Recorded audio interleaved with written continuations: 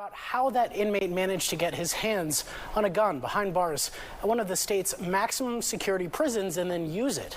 The Department of Corrections still does not have an explanation for us tonight, but we've since learned that the kitchen employee killed early Sunday morning was just 24 years old. The Georgia Department of Corrections says inmate J. Dracus Hart shot the Aramark food service worker inside Smith State Prison in southeast Georgia early Sunday morning. She's been identified as 24-year-old Orion Grace.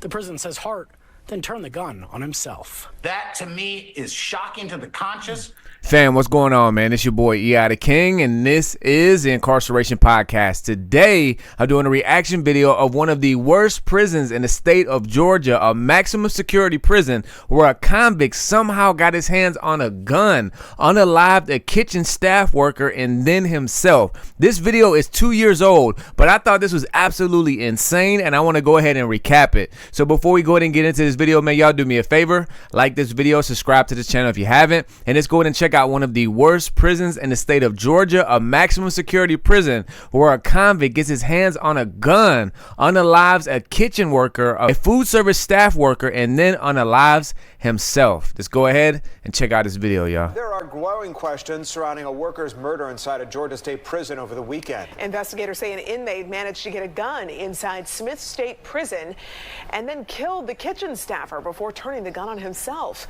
Tonight, investigators say they believe the inmate and victim had a relationship. Fox 5's Rob D'Arienzo has been digging into the details of this very alarming story. Rob? Yeah.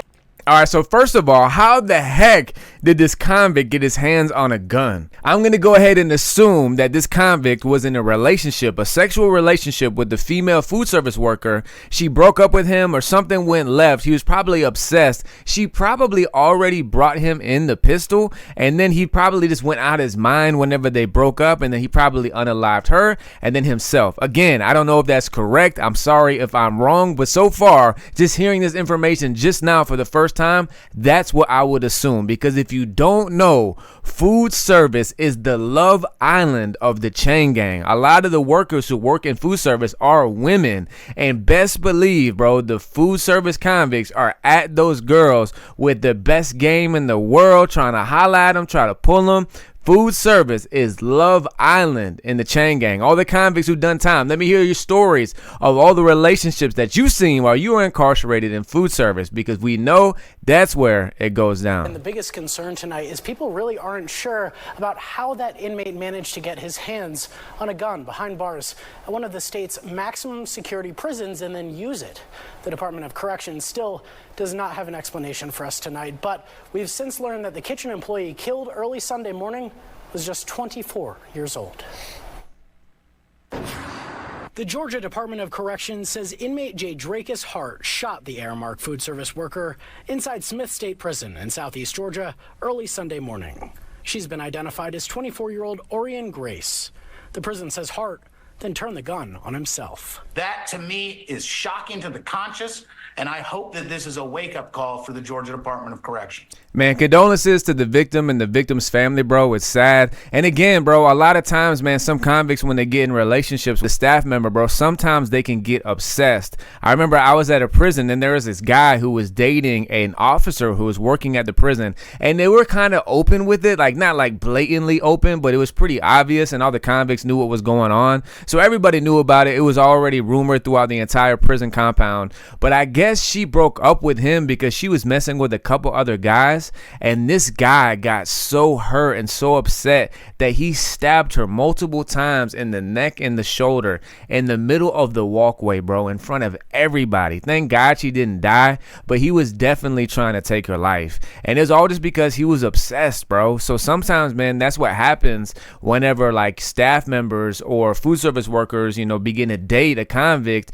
They fail to realize that some of these guys have been down for a very long time, have no outside support whatsoever. And some of these guys can get super obsessed and just mentally unstable. And then when they want to break up with them, that's like crashing their world down. So they're like, no, no, no. And they respond in a crazy manner.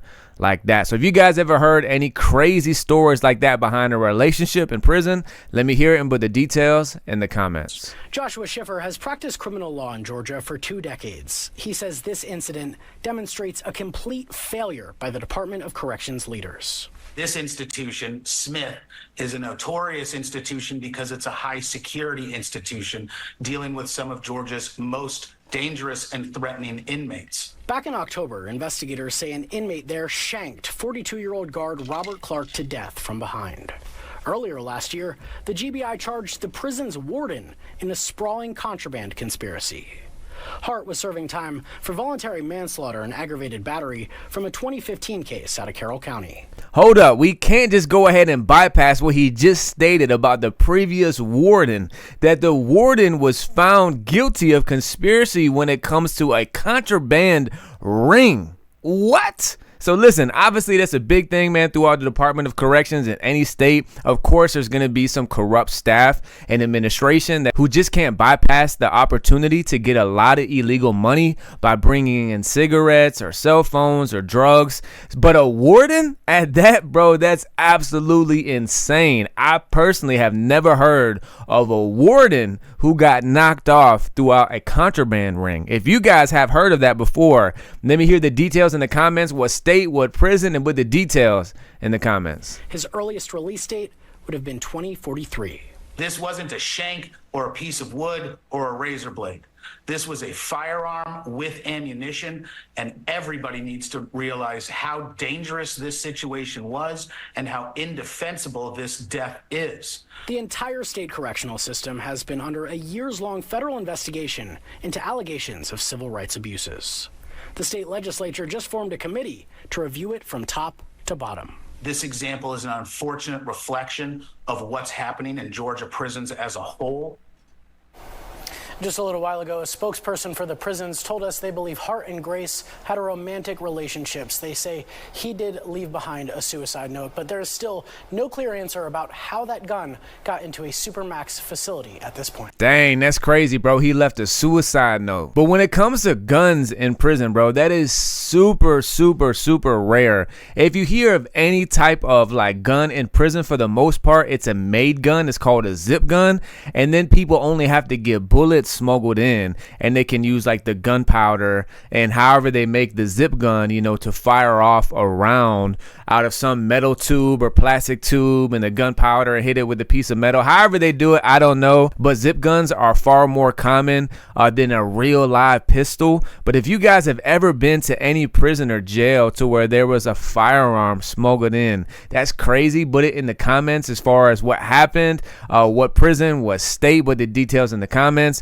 And again, bro, by no means on this channel am I ever here to glorify violence or anything negative, but my goal here is to share the true, full, authentic experience of what it's like to be incarcerated. And of course, what that entails a lot of times is a lot of violence, extortion, drama, gang politics, chaos, pain. More importantly, the transformative, the rehabilitation, the maturity, the healing, the growth, the programs, the education. Because if you don't know my story, man, throughout 12 years of incarceration, at my lowest point in life, already being in prison at the age of 23, and my third prison bid is where I authentically encountered Jesus Christ, and he radically transformed my life. So look, fam, this your boy EI the King, and this is the Incarceration Podcast. And family, look, I got a fire HBO style series on the full episode playlist. It's a chronological journey of my 12 years in prison. It's called The Incarceration. Season 1 has been out, but season 2 is just now coming out. But to access it, you have to become an all access member to this channel. And this is a preview clip of season 2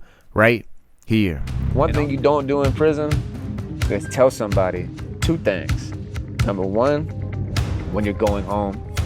And number 2, when your birthday is. You don't tell people when you're going home, because people who've been sentenced to life, who have 20, 30, 40 years, sometimes people can be jealous or envious of people who have release dates. And when people find out that you're going home next week or next month, sometimes they'll go out of their way to try to back your time up, because you get good time if you're behaving, if you're not going to confinement, if you're not breaking institutional rules and getting written up.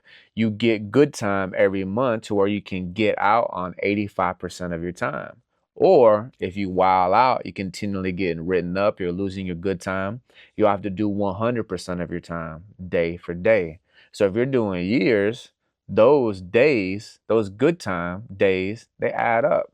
And it can depend whether you do another 6 months or another year and a half. Or some people who've been sentenced to a lot of time, that good time can even be a couple years off of your sentence.